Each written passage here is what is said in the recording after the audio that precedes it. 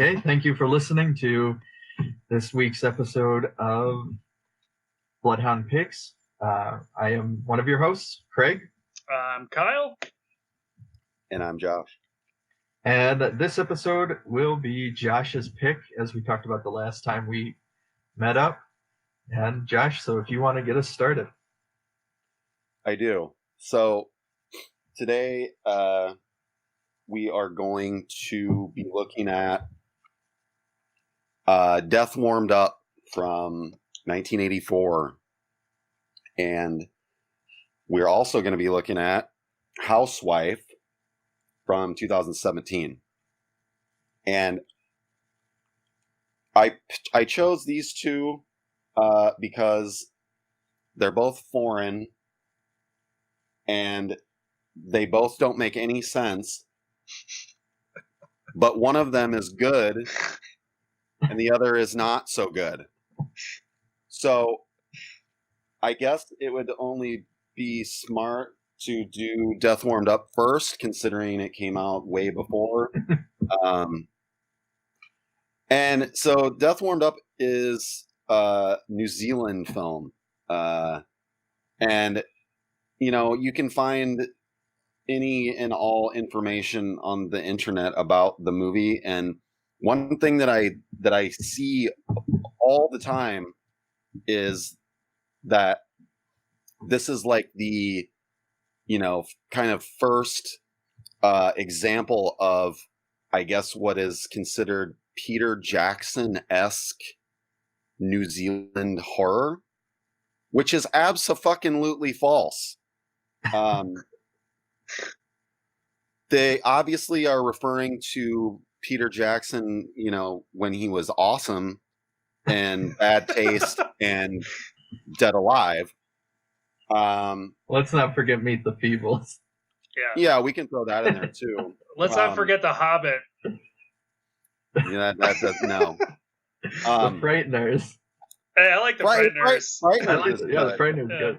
Yeah, Frighteners is good. But anyway, so, you know, the Peter Jackson just complete gore splatterfest type of New Zealand horror is what I've read multiple times. Death Warmed Up is the first example of. Came out in 1984. It also apparently is the first New Zealand horror film. That might be true. I don't know. But if you go into this and you think you're going to get Bad Taste or Dead Alive, you are going to be fucking pissed because it's nowhere near as good. Just not even close. And it doesn't make any fucking sense. And it's not as though it's trying to not make sense, because I feel like it's definitely trying to make sense. It just doesn't at all. Go ahead, Craig. Oh, it does say, I just looked it up. When I typed in first New Zealand horror film on Google, Death Warmed Up is the thing that pops up. So, all right, well, there you go. Google doesn't lie. Google doesn't lie. And that's on kiwihorror.nz. Oh, is it? Yeah. So I defy myself, definitely, to try and fucking say what this movie is about. This is what, speaking of Google, this is what Google says Death Warmed Up is about. It says, a blonde hero, because we got to make sure that we know he's a blonde. A blonde hero saves mankind from a high-tech brain surgeon and his army of killer mutants. I don't remember a mutant being in this movie anywhere. I guess that description is sort of accurate. What would yours be? I don't have one. I don't have one. I've seen this movie twice, okay? And the first time I saw it, I was drunk as hell. And I remember thinking, like, this is one of the greatest things I've ever seen. Because of how fucking nonsensical every last bit of it is. It literally makes no sense. So, I was like, yeah, I saw it. I was hammered. I need to watch it again. So I watched it again yesterday. And I was like completely flabbergasted at how inept it is. And,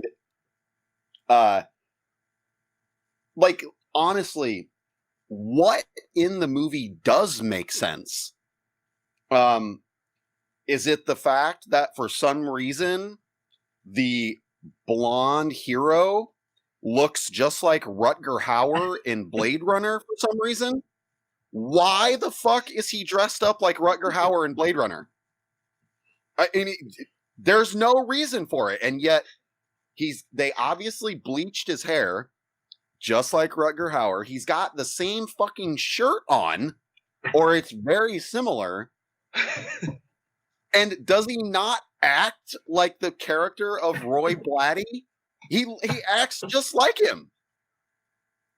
So, again, this doesn't make a damn bit of sense, but the director of Death Warmed Up clearly told this actor, dude, just watch Blade Runner and act just like Rutger Hauer does. That's all. You are playing that character in this movie, even though it has nothing to do with Blade Runner.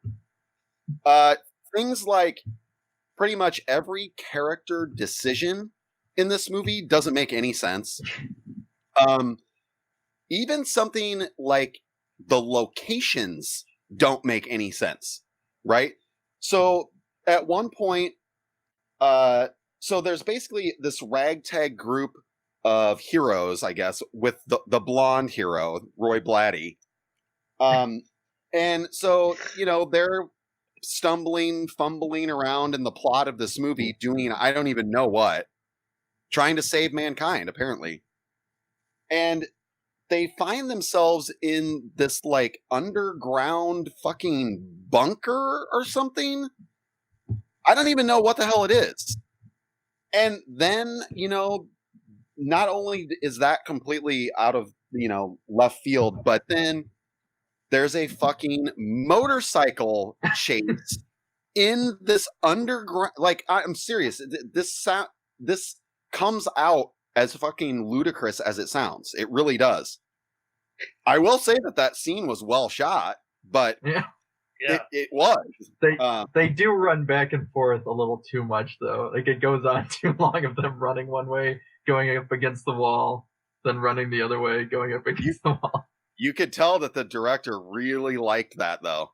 You're like, I'm gonna fucking milk this for all I can. Try and get it up to that 80-minute mark or whatever. Yeah, and I don't even think it makes it to 80, does it? I think it was like 75 minutes. Yeah, 78. So at the very least, I picked something short for you two. Yeah. Thank God. Right? So, in continuing with nonsensical bits of plot, I think probably the best nonsensical bit of plot ever, maybe in the history of cinema, happens at the end of this movie, where our blonde hero has just gone full fucking Roy Blatty, and he gets randomly electrocuted and dies out of fucking nowhere. And it's like, I guess, that ending to this film couldn't have been any more perfect. I mean, I don't know. Because it's so fucking random.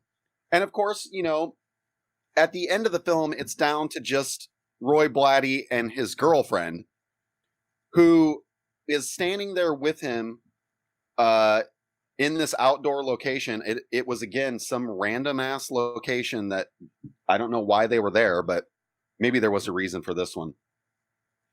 And this power line is, hanging off of this fucking whatever it is.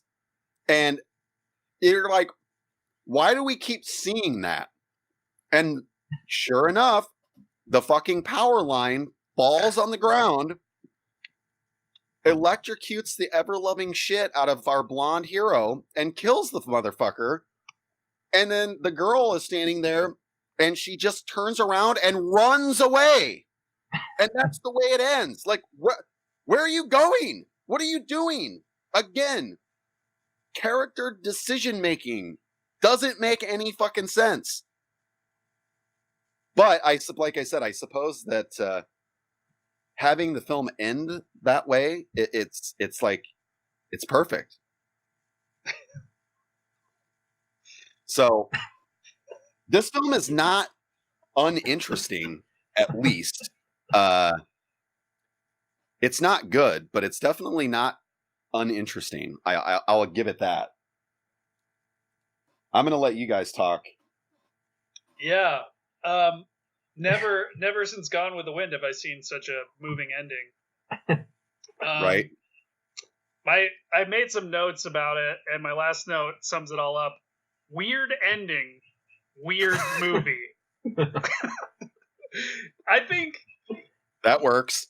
Yeah, I think the whole Peter Jackson thing is just like, what are you talking about? Because there's no humor. It seems like it's going to be that, and it doesn't really do that. I don't think it's totally inept, though. I think like the script is inept, but clearly the craftsmanship of the movie isn't poorly done. It's just nothing. Oh, definitely not. Yeah, it's just confusing as fuck, and it like keeps like it starts as if that blonde guy is gonna go get revenge on the doctor who like brainwashed him to kill his whoever those people were at the beginning. I don't know if they were his family or not.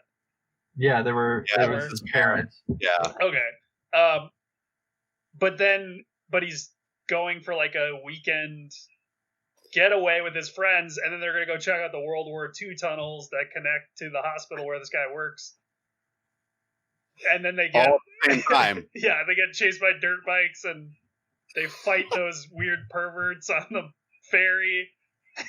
And then they get one of the I have to say the captain of the ship was the uncle in Dead Alive.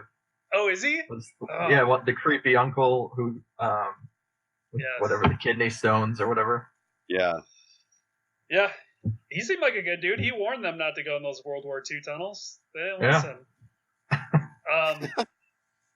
Yeah, I don't know. It seems like it doesn't make any sense because it doesn't.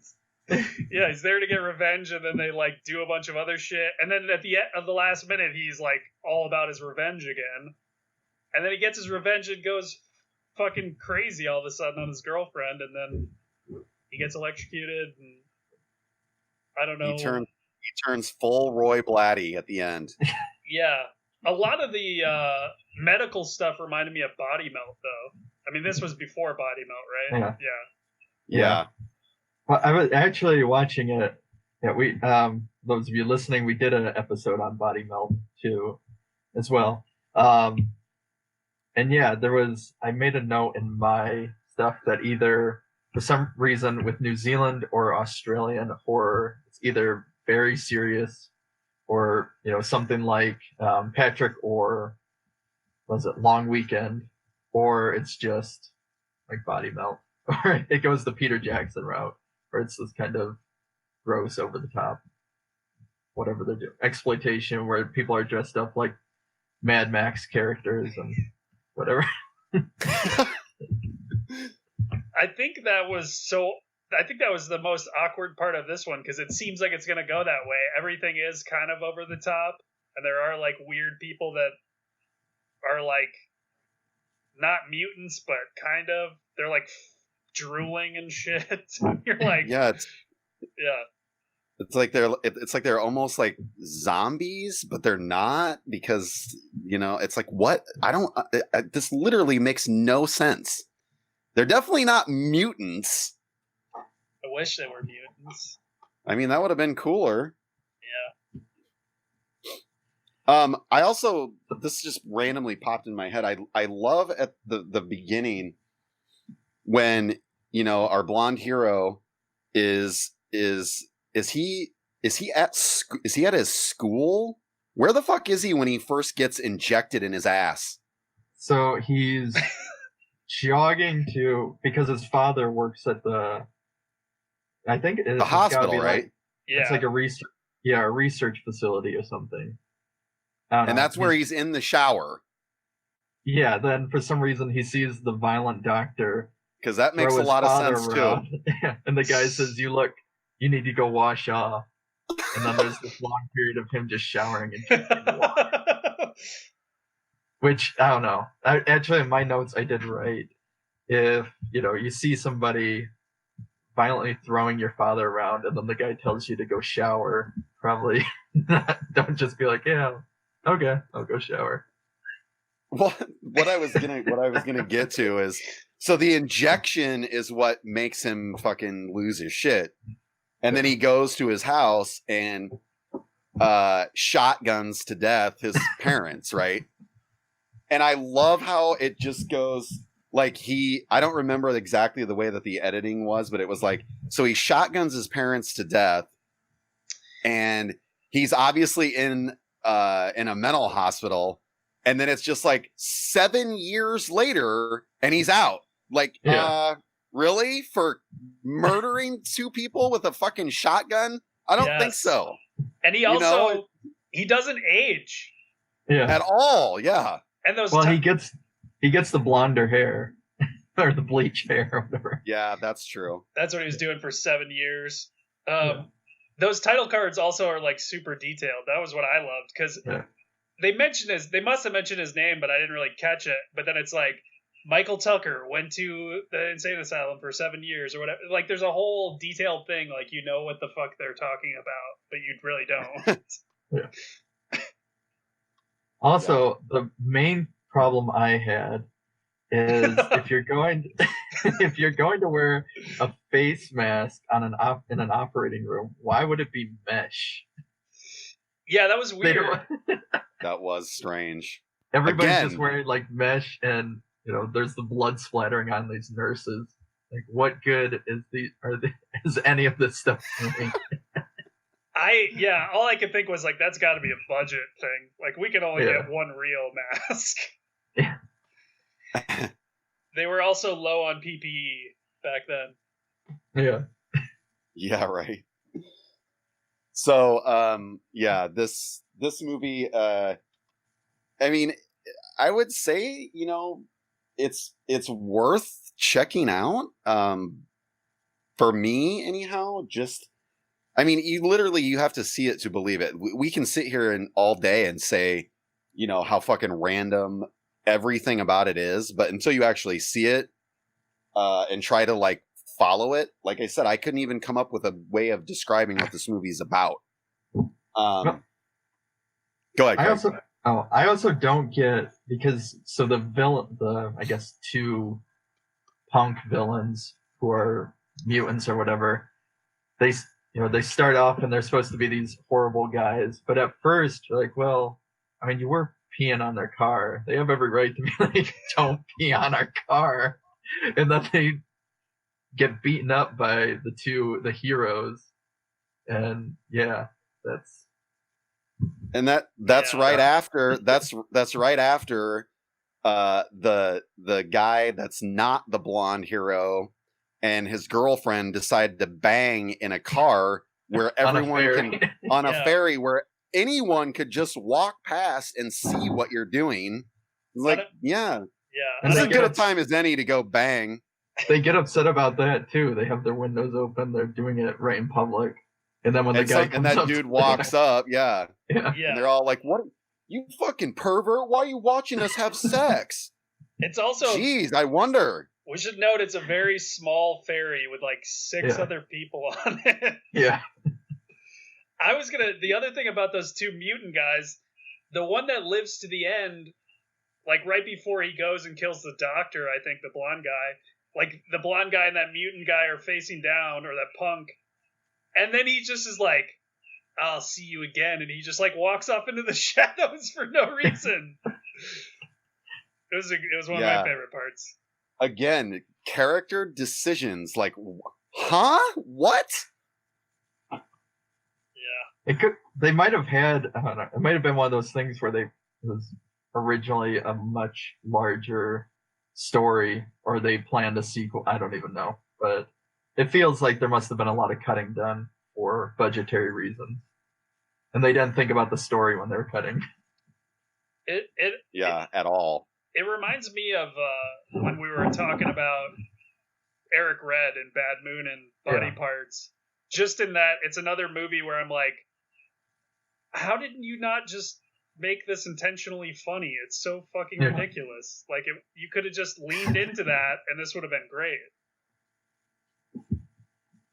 Yeah, and I think too, it's similar to bringing up Bad Moon, like, you know, these run times that are like 75 minutes. You know, it's like I feel like you got rid of a lot of stuff at the at the expense of the story that now doesn't make any sense. But you know, I guess you got to do what you got. You got to kill some darlings.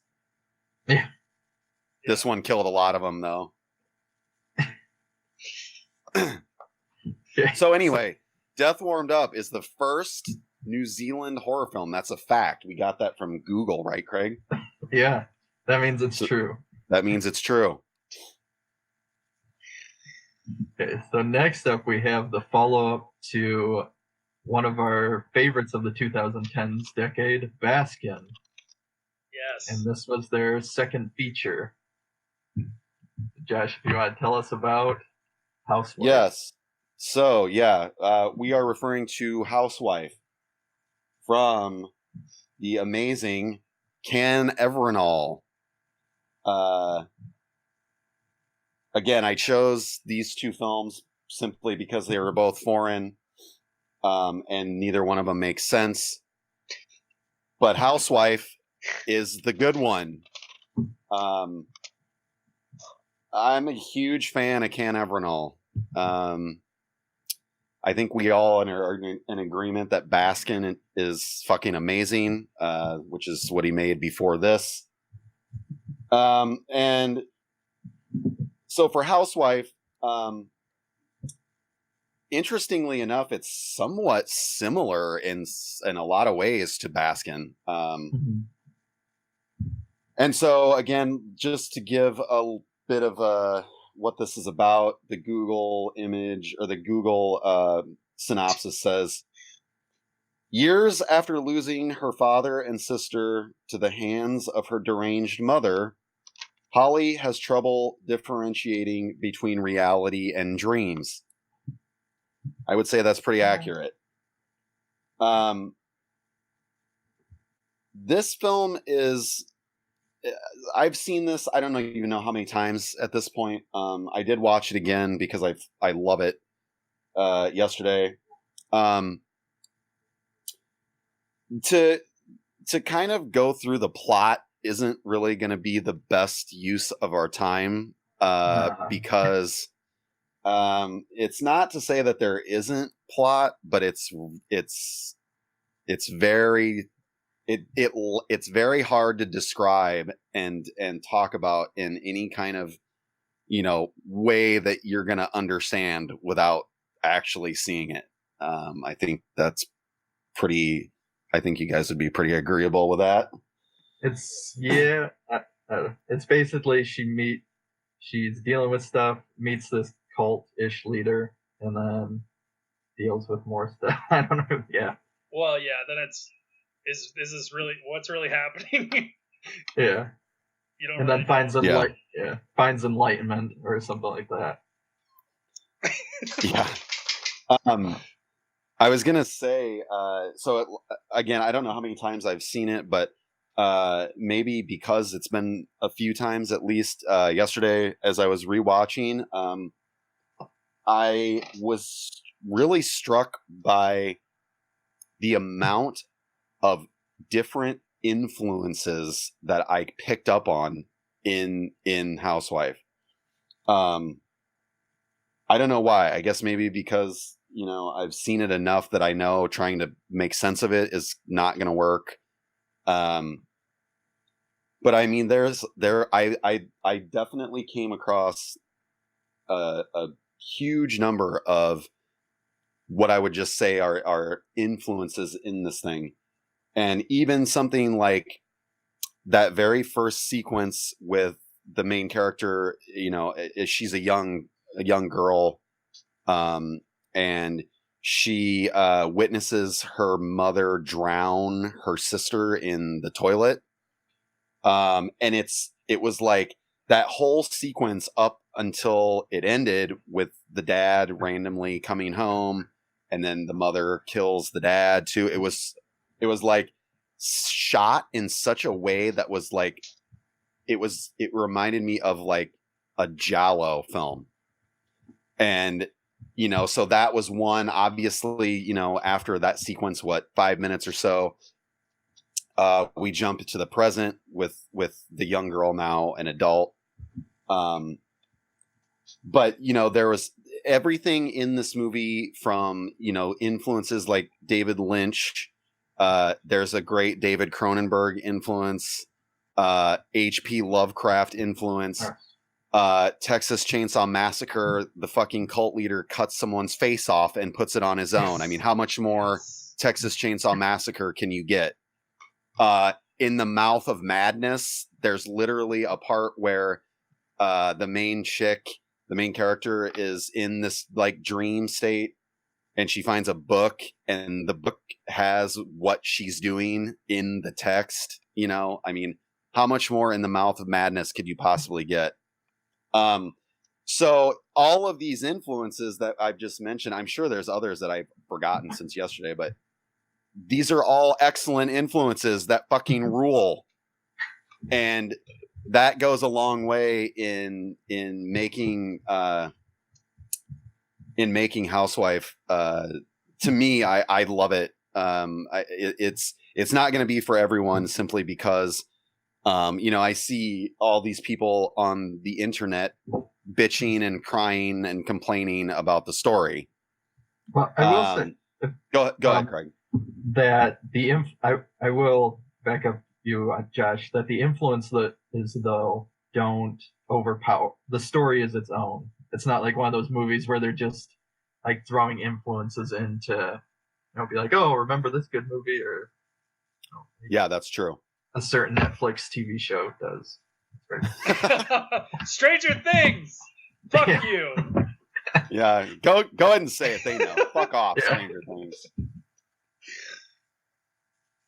So yeah, I think this film's great. I think I might like it more than Baskin, which I absolutely adore too. But again, it's, as I was saying, it's not going to be for everyone, simply because it doesn't make a whole lot of sense. Baskin doesn't really make a whole lot of sense either, but I feel like it's a little more coherent than Housewife is. Just because there's so many questions that you're going to have that aren't going to get answered. At least not like, in a really concrete, direct way. They're not going to get answered. But yeah, I find it fascinating. And it's definitely something that's more in line with, like a certain mood or a certain tone, than anything else, especially anything concerning itself with coherency and plot and stuff like that. So yeah, it's not going to be for everybody, but I brought up David Lynch because I feel like this gets into that weird, heady, surreal areas that Lynch is kind of touches on. It's definitely not the same, but I feel like it's similar. So yeah, it's fucking great. So this is Kyle's first. I'll let you go, Kyle, since yes. this, I think, is your first time watching it. Yeah, and I loved Baskin. Yeah, I kind of loved this. I don't know what I expected, but I didn't expect it to be good, because all the reviews, like, it seemed like a lot of people didn't like this movie, so I was expecting to be let down, and it was pretty great all the way through. And I mean, like you said, I can see the reason people would be disappointed in the narrative, but it's set up pretty well that that's where we're going. Like, it's set up to be this woman with repressed trauma, clearly in like a unfulfilling marriage, and we're gonna kind of go in her subconscious. So once it goes into the subconscious and like, you know, becomes more dream logic, I wasn't like, that was pretty set up. They told you that's where they were going. So I was fine with that. And that's where it got even more awesome. You start cutting faces off and impregnating this woman instantly and then pulling out a demon baby. I mean, what more do you want? Yeah, I mean, seriously. Doesn't get any better. Yeah.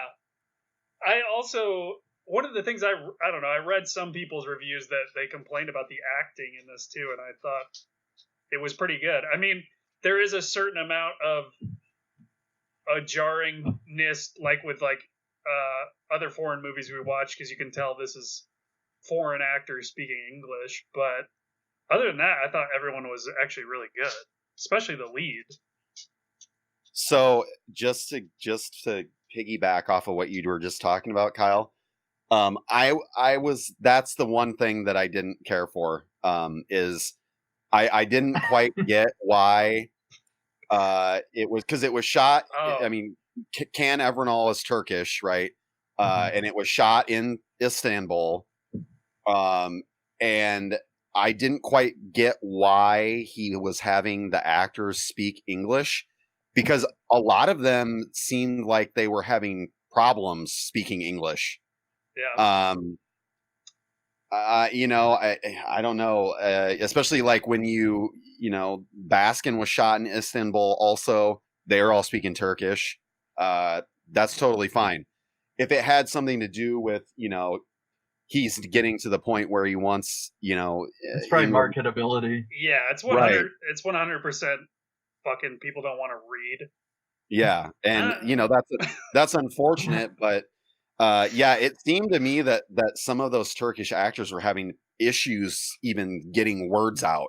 So, I mean, you know, it wasn't the end of the world or anything, but it was just interesting to me that you know, you said it's set in the United States and it's shot in Turkey, and you have Turkish actors. Not all of them were, but obviously, like the cult leader guy, Bruce O'Hara, he was totally fine. But yeah, it was just a strange choice to me. But it makes sense if, you know, for marketing, you gotta have English speakers, or no one's gonna give a fuck. It's true. It's interesting that it was set. I didn't really get that it was supposed to be set in the United States, but you know, I might be wrong, but it seemed to me that it was supposed to be set in the United States. Probably, because he brings up New York a few times. Yeah, I was gonna say it was United States, or you know, somewhere what they do with a lot of those movies where it's unidentifiable Western Europe type of thing. Yeah, I was gonna say it probably was supposed to be United States, but they didn't really. It does just look like Western Europe, though. Yeah. I don't know. It does, yeah. So I liked it a lot. The second time, this is my second time viewing it, and I remember the first time I watched it was, I don't know, I think I went in because if you have not seen Baskin, I can't speak highly enough of it. It's really good, and it's intense though. It's very intense, and it's grimy and all that. And so going from that, like, oh, Housewife, and it's not exactly a complete 180, but it was a little bit different, I guess, going from Baskin to this. But then watching this as its own movie and not, you know, a product of, I guess, Baskin, it holds up a lot better, I think, without that kind of esteem behind it. And yeah, that opening with the mother and her, because I noticed some of the reviews. So good. Yeah, some of the reviews talk about like it's not really that scary. It's just more trippy and stuff like that. But that opening is pure like horror movie. It's shot really well. It's it works amazingly. And then the rest goes into like the trippy kind of aspects of it, I guess. Which is weird that people complain about that, because Baskin's much more graphic, but it's definitely super trippy and hallucinatory. Like, Yeah. it shouldn't. I don't know. It came as no surprise. I think I don't know. Maybe because it's more eroticism and stuff like that. First, well, Baskin has eroticism too, but not in a pretty light. I guess I don't know. But Baskin, maybe because of the violence, people that is obviously more horror. Where it seems like every movie that comes out now that isn't just your run of the mill slasher or possessed film, you have some person arguing that it isn't a horror movie. Yeah, which is stupid. I don't know. I think this lends itself to be much more interesting in that way. Like this is like, to me, I want to watch it more times now because it is more, ambiguous, and it's more difficult to pin down what your interpretation is. Mm-hmm. Yeah, that's true. And that's a lot better than the first movie we talked about. Yeah, Death Warmed Up. Yeah. It is. That's why I said one of these movies is good and the other is not. We're sorry, New Zealand. We're sorry, New Zealand. Yeah. This is and speaking of the kind of erotic bit of it, the lead actress clearly had no problem with nudity. And it's one thing too that I just kind of remembered thinking is, so as an adult, the young girl from that opening sequence that sees her mother kill her sister in the toilet, as an adult, she has this phobia or fear of toilets, so she refuses to use them. And you see her a few times piss in her bathtub and in a sink. And the only thing that crossed my mind is, what happens if she has to take a shit? I don't know. I mean, that's going to be an issue. It's funny that you mentioned that. I didn't really get the phobia because I've seen like older European movies. There were like parts of Europe where people actually pissed in the sink. Like, I don't know. I've seen that in movies before, so I just thought, oh, are they just in some country where you pee in the sink? Oh, isn't it? It's like not, so you're not wasting water and stuff like that. Yeah. Oh yeah, sure. Like the whole adage, if it's yellow, let it mellow, or if it's brown, flush it down. Yeah. If it's brown, shit in the bathtub.